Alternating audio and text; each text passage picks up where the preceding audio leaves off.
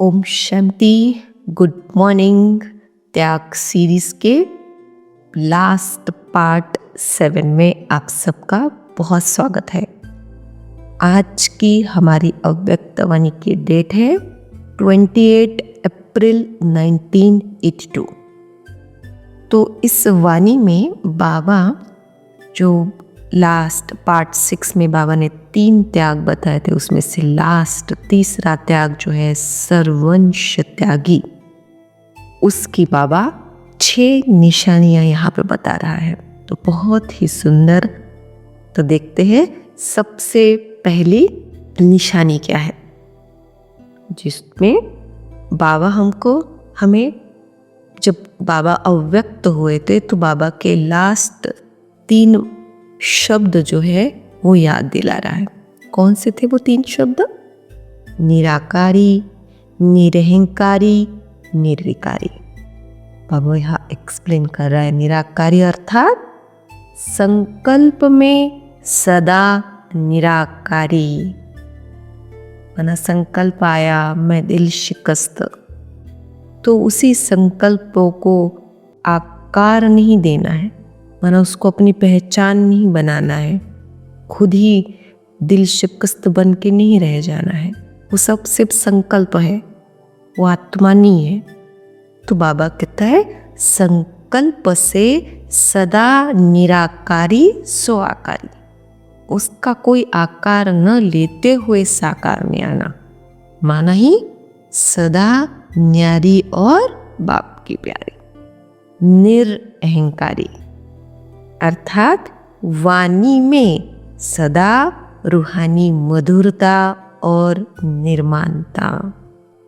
निर्विकारी अर्थात कर्म में हर कर्मेंद्रियों द्वारा प्योरिटी की पर्सनैलिटी वाला। तो इसमें बाबा ये सभी 5 कर्मेंद्रियों को एक्सप्लेन कर रहे हैं। तो कौन सी है वो हमारी 5 कर्मेंद्रियां? मस्तक, नयन, मुख, हस्त, चलन। तो बाबा कहता है सर्वंश त्यागी आत्मा की 5 कर्मेंद्रियां कैसे होंगी?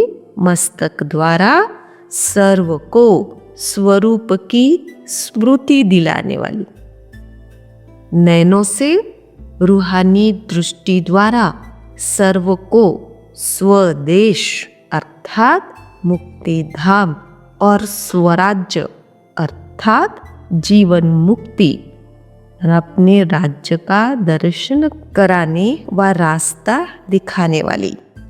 मुख द्वारा रचयिता और रचना का विस्तार करने वाली। हस्तों द्वारा सहज योगी कर्म योगी, और चरण कमल द्वारा हर कदम फॉलो फादर कर, हर कदम में पद्मों की कमाई जमा करने वाली। नाउ नेक्स्ट निशानी नंबर 2, जिसमें वो कहता है सर्वंश त्यागी किसी भी विकार के अंश के भी वशीभूत हो कोई कर्म नहीं करेगी। तो मनसा वाचा कर्मणा संबंध संपर्क में सदा विकारों के अंश मात्र से भी परे, इसको कहा जाता है सर्वंश त्यागी, सर्व अंश का त्याग। नेक्स्ट निशानी नंबर 3, विश्व कल्याणकारी। तो ये जो सर्वंश त्यागी आत्मा होती है वो सदा विश्व कल्याणकारी होती है। माना कैसे? तो वो स्वयं मास्टर दाता बन परिस्थितियों को भी परिवर्तन करने का, कमजोरी को शक्तिशाली बनाने का, वायुमंडल व वृत्ति को अपनी शक्तियों द्वारा परिवर्तन करने का, सदा स्वयं को कल्याण अर्थ जिम्मेवार आत्मा समझ हर बात में संयोग व शक्ति के महादान व वरदान देने का संकल्प करेंगे। तो उस आत्मा के क्या अंदर संकल्प चलते होंगे जो सदा विश्व कल्याणकारी है? तो बाबा कहता है मुझे देना है, मुझे करना है, मुझे बदलना है, मुझे निर्माण बनना है। ऐसे ओटे सो अर्जुन, ये वो संकल्प हो गए उस सर्वंश त्यागी आत्मा के। नेक्स्ट निशानी नंबर 4, सदा गुण मूरत। माना क्या? सदा गुणवान बनना और सर्व में गुण देखना, ये विशेषता। द नेक्स्ट 5th, 5वीं निशानी बाबा बता रहा है बेहद के आधार मूर्त। वो सर्वंश त्यागी आत्मा सदा अपने को हर श्रेष्ठ कार्य के, सेवा के, सफलता के कार्य में, ब्राह्मण आत्माओं की उन्नति के कार्य में, कमजोरी व व्यर्थ वातावरण को बदलने के कार्य में जिम्मेवार आत्मा समझेंगी। ऐसे बेहद की उन्नति के आधार मूर्त बन सदा स्वयं को अनुभव करेंगे। ऐसे नहीं कि यह तो इस स्थान की बात है या यह इस बहन व भाई की बात है। नहीं, मेरा परिवार है, मेरा परिवार है, मैं कल्याणकारी निमित्त आत्मा हूं। दूसरे की कमजोरी अर्थात अपने परिवार की कमजोरी है, ऐसे बेहद के निमित्त आत्मा समझेंगे। मैंपन नहीं, निमित्त मात्र है, अर्थात विश्व कल्याण के आधार मूर्त, बेहद के कार्य के आधार मूर्त है। इसमें बाबा एक बहुत सुंदर महावाक्य दे रहे हैं। 6 बातों में एक देखते हैं क्या है। तो बाबा की वाणी, सर्वंश त्यागी सदा एक रस, एक मत, एक ही परिवार का एक ही कार्य है, सदा ऐसे एक की स्मृति में नंबर 1 आत्मा होंगे। नेक्स्ट निशानी नंबर 6, सर्वंश त्यागी माना स्वयं को प्रत्यक्ष फल प्राप्त भई फल स्वरूप आत्मानुभव करेंगे। अर्थात क्या? तो सर्व फलों से संपन्न अविनाशी वृक्ष समान वो अनुभव करेगी।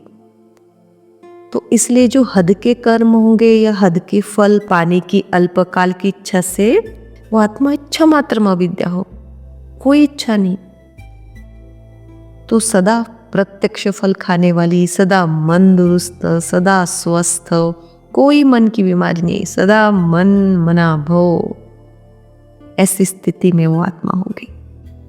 तो ये थी 6 निशानियां सर्वंश त्यागी की।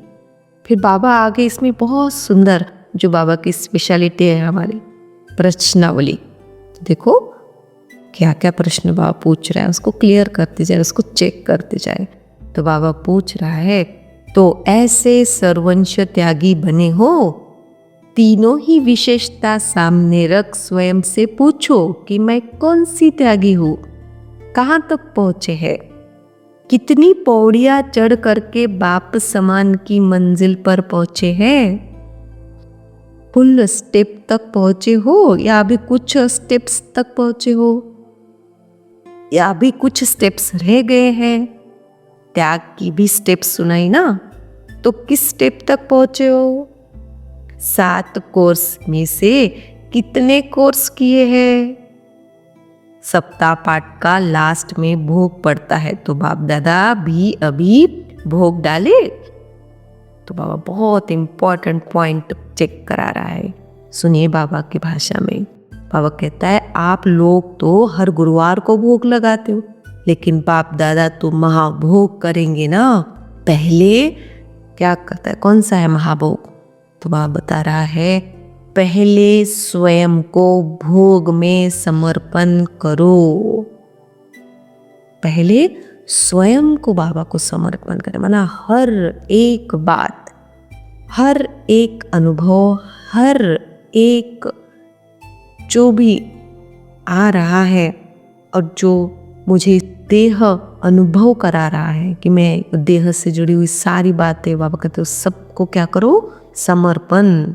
भोग भी बाप के आगे समर्पण करते हो ना, अभी स्वयं को सदा प्रत्यक्ष फल स्वरूप बनाकर समर्पण करो, तब महाभोग होगा। अपने आप को संपन्न बनाकर ऑफर करो। सिर्फ स्थूल भोग की ऑफर नहीं करो, अपने आप को संपन्न आत्मा बन ऑफर करो। समझा? बाकी क्या करना है वह समझ में आया? तो ये था हमारा लास्ट पार्ट 7 त्याग सीरीज। ओम शांति।